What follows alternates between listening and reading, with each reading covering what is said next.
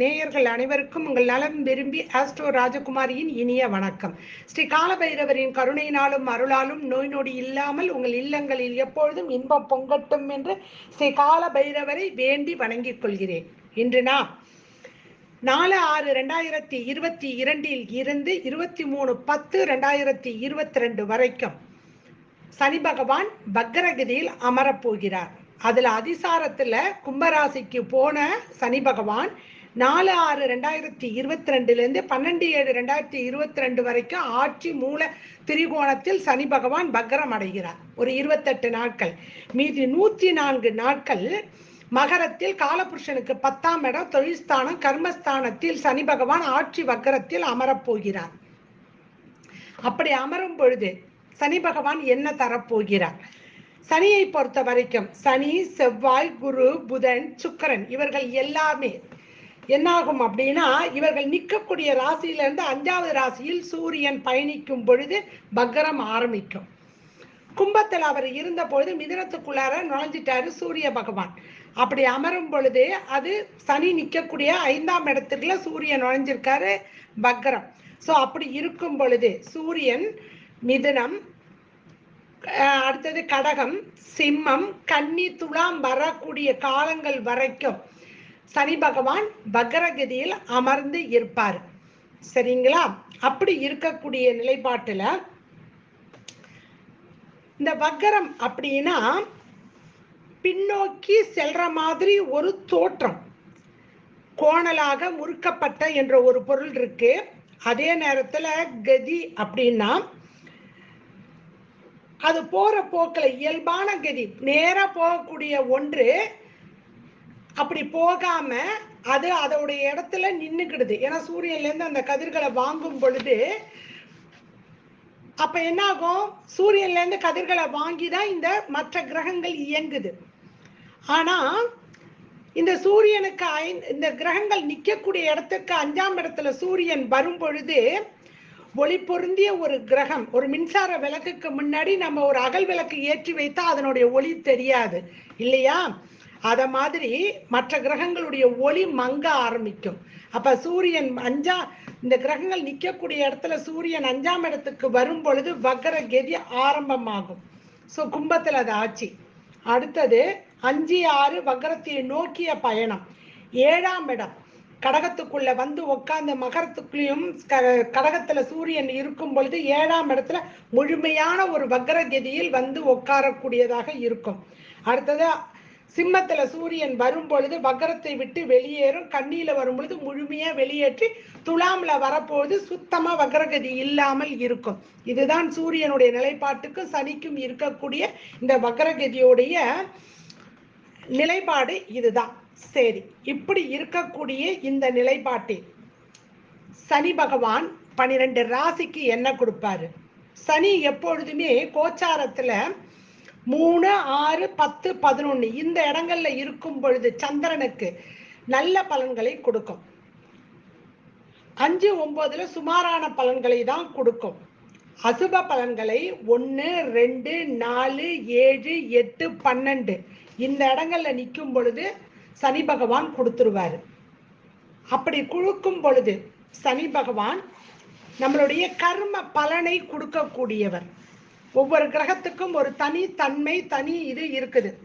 அப்ப சனி பகவானை பொறுத்த வரைக்கும் அவரு இந்த ஜென்மால நம்ம இருக்கக்கூடிய அத்தனை கர்மாக்களையும் எடுத்து அனுபவிக்க இருக்கக்கூடிய கர்மாவை நமக்கு சொல்லக்கூடியவர். இந்த மாதிரி இருக்கக்கூடிய சனி பகவானுக்கு நம்ம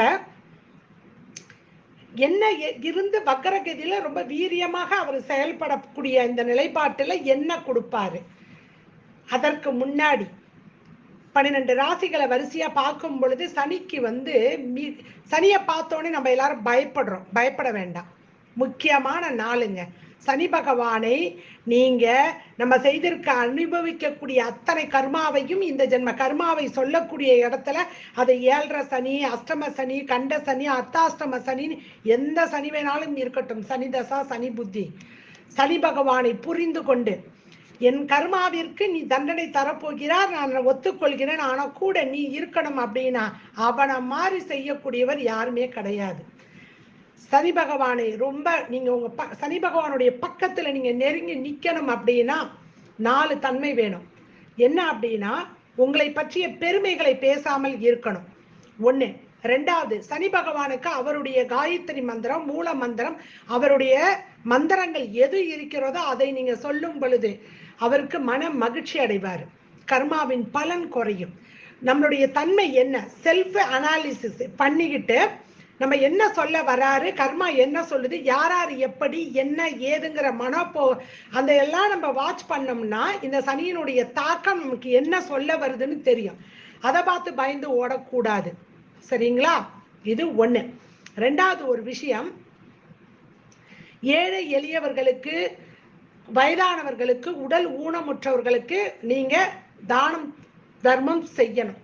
ஏன்னா தர்ம கர்மாதிபதி இல்லையா, கர்மஸ்தானத்துக்கு உரியவர் இல்லையா, அதை செய்யணும். 3வது, ஆஞ்சநேயரையும் விநாயக பெருமானையும் விடாமல் சனிக்கிழமை தோறும் வழிபாடு செய்யணும். சனியினுடைய குருவாக இருக்கக்கூடிய பைரவரை வழிபாடு செய்யணும். எல்லாருக்கும் நல்லெண்ணெய் தீபம் ஏற்றி வழிபாடு செஞ்சீங்கனாலே போதும், எள்ளு விளக்கு ஏத்தணுங்கிறது கிடையாது, சரிங்களா? அப்படி நீங்க கோயில்ல போய் நீங்க வழிபாடு செய்யும் பொழுது ஒண்ணு பண்ணுங்க, எள்ளு உருண்டை இப்ப எல்லாம் கடையில விக்குது, நீங்க கூட செய்ய வேண்டாம். எள்ளு உருண்டையை வாங்கி நைவேத்தியம் வச்சுட்டு ஒரு 10 பேருக்கு கொடுத்தீங்கன்னா போதும். இல்ல எள்ளு சாதம் செஞ்சு கொண்டுட்டு போய் நைவேத்தியம் பண்ணிட்டு எல்லாருக்கும் கொடுங்க. வாயில்லாத ஜீவனாக இருக்கக்கூடிய சனியினுடைய குருவாக இருக்கக்கூடிய பைரவர் வாகனமாக இருக்கக்கூடிய தெரு நாய்களுக்கு, வீட்டுல நாய் இருந்தா பெஸ்ட், நீங்க சாப்பாடு கொடுத்துருவீங்க.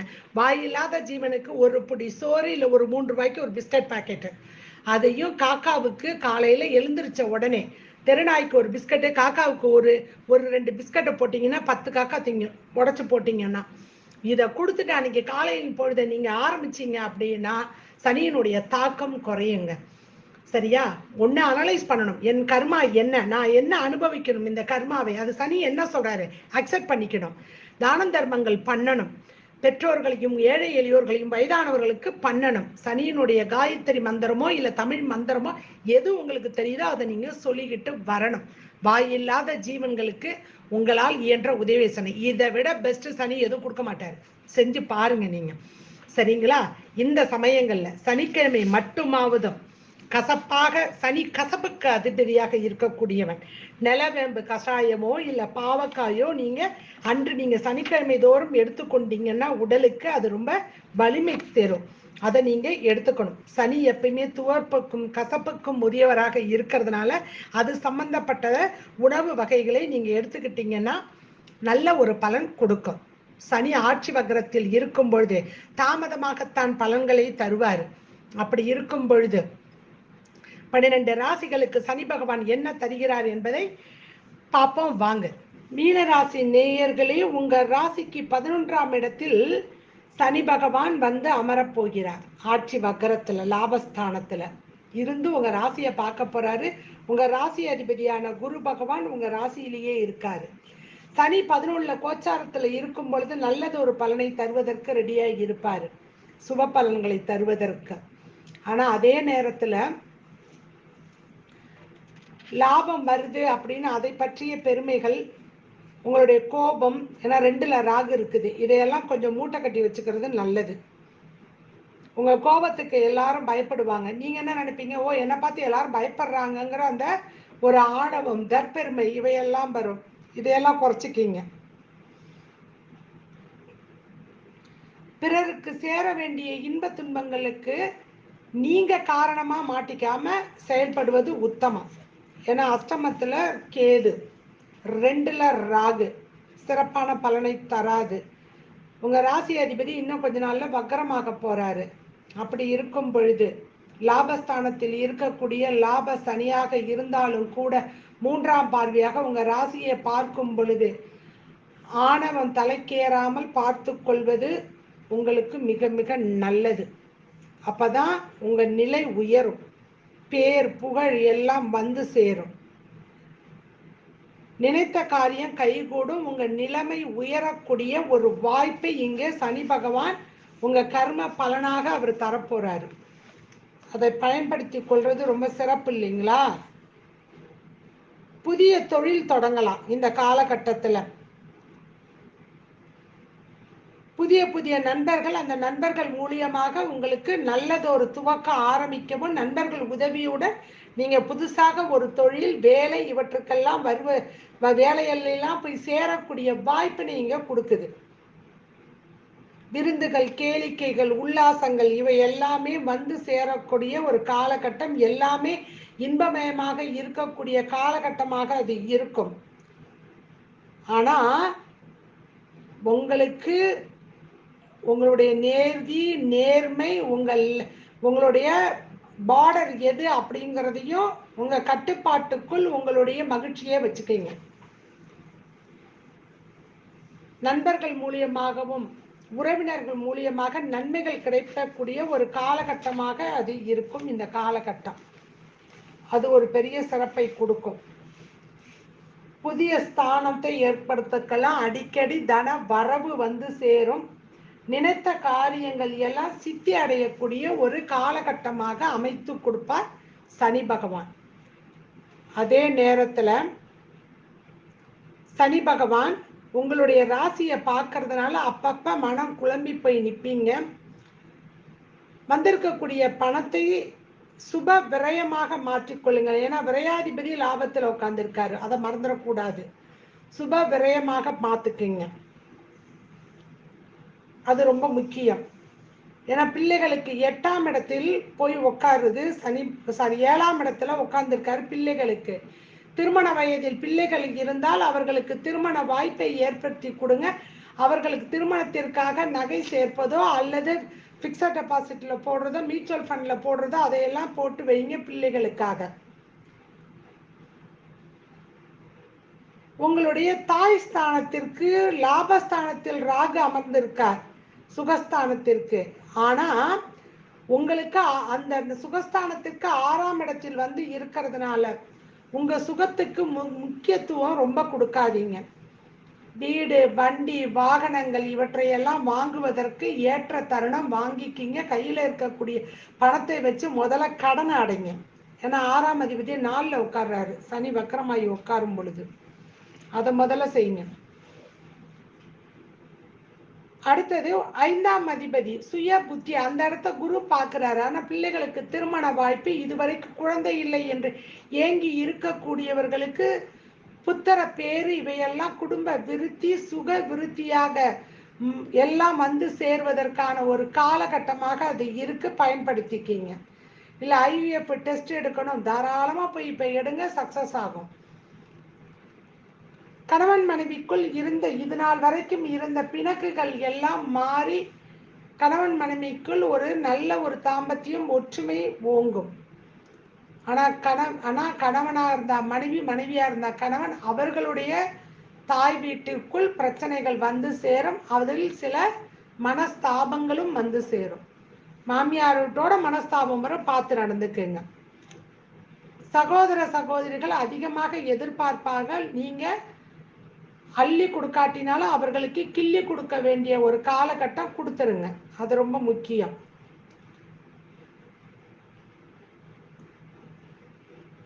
சனி பகவான் 5ஆம் இடத்தை பார்க்கும் பொழுது உங்களுடைய சுய புத்தியில நாம ஏன் செய்யணும், நம்மளே செஞ்சுக்கிட்டு இருக்கிறோம் அப்படிங்கிற எண்ண ஓட்டமும்,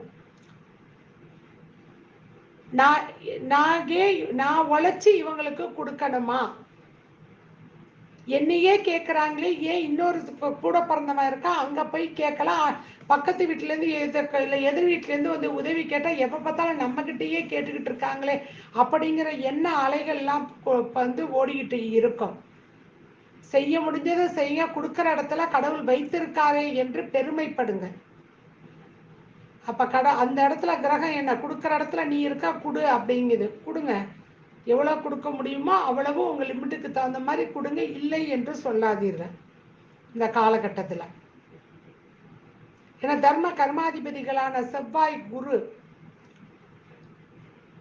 இவர்கள்லாம் திரிகோணத்தில் சந்திக்கும் பொழுதோ அல்லது இப்போ இந்த கிரக நிலைகளுக்கெல்லாம் மாறும் பொழுது உங்க ராசி, அதாவது உங்க ராசி அதிபதிக்கு 2ல் போய் உட்கார்றாரு. தர்ம கர்மாதிபதிகள் இணைந்து இப்பதான் போய் 2ல் உட்கார்றாரு. அதனால தர்மத்தை நிலை கொண்டு தர்மத்தை காத்தீர்கள் என்றால் கர்மாவை தொலைக்க முடியும். அதனாலதான் தர்ம கர்மாதிபதிகளாக இருக்கிறார்கள் செவ்வாயும் குருவும். உங்க ராசி அதிபதி அவரே உங்க ராசியில உட்காரும் பொழுது குலதெய்வ வழிபாடு மேன்மையை கொடுக்கும். பித்தர்களுக்கு செய்ய வேண்டிய கடமையை சரிவர தயவு செய்து செய்யுங்கள். அஷ்டமத்துல கேது உட்கார தாய் வழி உறவுகள் கூட நீங்க உங்க உறவுகளை மேன்மைப்படுத்தி கொள்ளுங்க. அவங்கள யாராவது கஷ்டப்பட்டாங்கன்னா ஒரு சிறு உதவி கண்டிப்பாக செய்யுங்க. அதுவே பெரிய தானம். பிள்ளைகளுக்கு நல்ல வேலை வாய்ப்புகள் எல்லாம் வரும். உங்களை விட்டு பிரியக்கூடிய ஒரு சூழ்நிலையில் பிரிஞ்சு வேற இடத்துல வேலை பார்க்கறது, ஹாஸ்டல்ல இருந்து படிக்கிறது, அந்த மாதிரியான ஒரு சூழ்நிலை ஏற்பட ஒத்துக்கிட்டு போக சொல்லுங்க. ஆன்மீக பயணம் மேற்கொள்வதற்கான வாய்ப்புகள் வந்து சேரும். அதை பயன்படுத்தி கொள்ளுங்கள். இந்த காலகட்டத்தில் வேலை செய்கின்ற இடத்தில் இடமாற்றம், வேலை மாற்றம் இவையெல்லாம் செய்யக்கூடிய காலகட்டம். இதில் நல்ல இடத்துக்கு நீங்கள் டிரான்ஸ்ஃபர் வேணும்னா இப்பயே போய் கேட்டு நச்சரித்து அதை வாங்கி கொள்ளக்கூடிய ஒரு காலகட்டமாக இருக்க பயன்படுத்திக்கிங்க.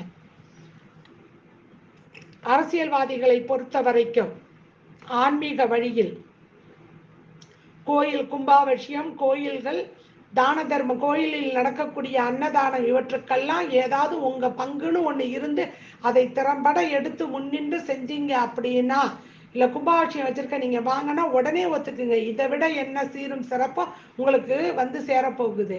அதனால் இவற்றையெல்லாம் ஒத்துக்கொண்டு நீங்க ஆன்மீக வழியில் நீங்க சென்றீர்கள் என்றால், இல்லை உங்க குலதெய்வம் கோயில இது வரைக்கும் கும்பாபிஷேகம் நடக்காம இருந்ததுன்னா, இல்லையே அந்த குலதெய்வ கோயில நவகிரகம் இல்லாம இருந்ததுன்னா அதையெல்லாம் பிரதட்சணை பண்ணி அதுக்கு ஒரு சின்ன கும்பாபிஷேகம் செய்து மேற்கொண்டீர்கள் என்றால் அத்தனை கர்மாவிலும் இருந்து வெளியில வர்றதுக்கு ஒரு வாய்ப்பு நம்ம கையில இப்ப இருக்குது. அது லாபஸ்தானத்தில் இருக்க சனி பகவான் 3ஆம் பார்வையாக ஆட்கள் பார்வையாக உங்களை ஆட்களாக வைத்து அதை நல்லபடியாக செய்து கொடுப்பதற்கு ரெடியா நிற்கிறாரு. பயன்படுத்திக்கிங்க. திரைப்படத்துறையில் இருக்கக்கூடியவர்களுக்கு நல்ல வாய்ப்பு வரப்போகுது. வரக்கூடிய வாய்ப்புகளுக்கெல்லாம் அட்வான்ஸை வாங்கி வச்சுக்கிட்டு டயத்தை கொடுத்து அழகாக ஒதுக்கி சிறப்புடன் செயல்பட்டீங்கன்னா வெற்றி வாகை சூடலாம். பேர் புகழ் வந்து சேரும். இந்த காலகட்டம் பிள்ளைகளுக்கு வெளிநாட்டு படிப்பு யோகங்களை கொடுப்பதற்கு ரெடியா இருக்குது கிரகங்கள். அதனால அவங்க வெளிநாட்டுக்கு போகணுமா, இல்லை வெளிநாட்டில் வேலை பார்க்கணுமா, தாராளமா அனுப்பி வையுங்க இந்த காலகட்டத்தில். சரிங்களா? நல்ல வாய்ப்பை தருவதற்கு கிரகங்கள் ரெடியா இருக்கும் பொழுது அதை நம்ம ஒத்துக்கிட்டு போறது நல்லது. ஒரு பலன் நமக்கு வந்து சேரும். உயர்ந்த பதவி, நல்ல ஒரு பொசிஷன்ல உட்காரணும் அப்படின்னா சனி பகவானையும் குரு பகவானையும் கால பைரவரையும் வழிபாடு செய்தீர்கள் என்றால் நல்லது ஒரு பதவி வந்து சேரும் கை மேல.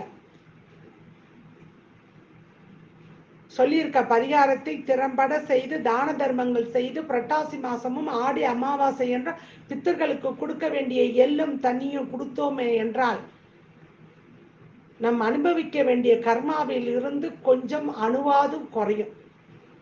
நீங்கள் எல்லோரும் இன்புற்று இருக்க வேண்டும் என்பதுதான் எங்களது நோக்கம். மீண்டும் ஒரு நல்ல பதிவில் உங்களை சந்திக்கிறேன். நன்றி, வணக்கம். ஸ்ரீ குபேரன் டிவியை பார்த்தமைக்கு நன்றிகள். மேலும் இது போன்ற தகவல்களை தெரிந்து கொள்ள ஸ்ரீ குபேரன் டிவியை சப்ஸ்கிரைப் செய்யுங்கள். மறக்காமல் பெல் ஐக்கானை கிளிக் செய்யுங்கள்.